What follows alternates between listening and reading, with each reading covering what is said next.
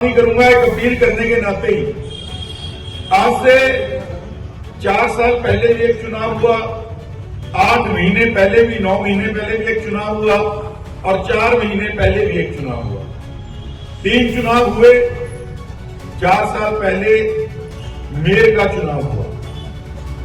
आप लोगों ने पार्षद तो हमारे दोनों साथी यहां बैठे हैं उनको जिता दिया, पार्षद हमारे ज्यादा जीत गए, लेकिन वही जो मेयर लड़े उन्होंने अम्बाड़ा में विकास का नारा देकर भी करोड़ों रुपए विकास के लिए लाएंगे, हजारों नौकरियां लेकर आएंगे निगम के अंदर, नारा देके चुनाव जीता।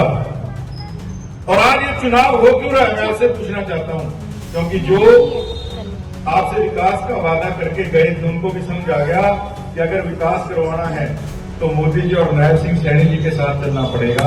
यहां से विधायक बन के कार्यक्रम चले गए और उस विकास की गाड़ी में बैठ गए। उनको भी समझ आ गया कि विकास कहां से होगा।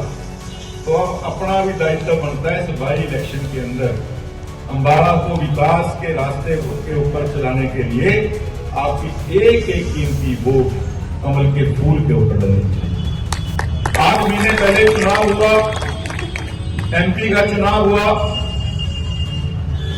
मुझे अभी कोई वक्ता पुरानी एक पिछली सभा में कह रहे थे कि आपसे गलती हुई। देखिए, मतदाता से गलती नहीं होती। आप तो देने वाले हो, मांगने वाले। देने वाला गलती नहीं करता, लेकिन वो मांगने वाले के अंदर कलाकारी है कि कैसे झूठ बोल के ज्यादा ले जाता है। कांग्रेस इस मामले में महारथी है। झूठ के ऐसे महल बनाए, आपसे एमपी की वोट भी अच्छा ले गए, एमएलए की वोट भी अच्छा ले गए, केवल एक कसर बाकी है।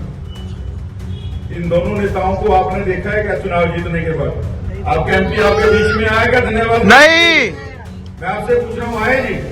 आपके एमएलए साहब आए? नहीं आए। आपके एमपी साहब ने तो जो अम्बाड़ा रहते थे चुनाव जीतने से पहले अपनी कोठी पंचकुला शिफ्ट कर ली कि भाई लोग काम के लिए आएंगे, काम होना नहीं।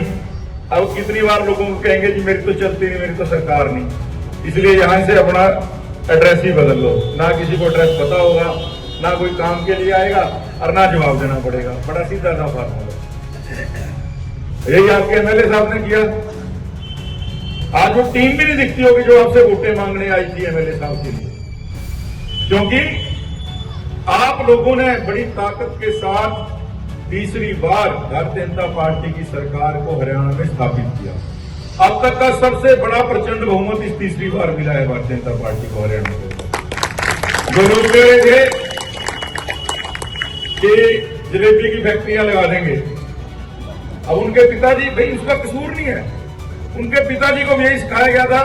अब उनका कोई भेदी लेके पहुंच गया उनके पिताजी पे, जो प्रधानमंत्री बने पिताजी उनके, तो कहने लगे अच्छा इतना बड़ा फल कौन से पेड़ पे लगता है। भाई जब पिताजी ऐसे थे तो बेटे ने अगर ये कह दिया कि मैं जलेबी की फैक्ट्री लगवा दूंगा, कोई कसूर नहीं है उसका।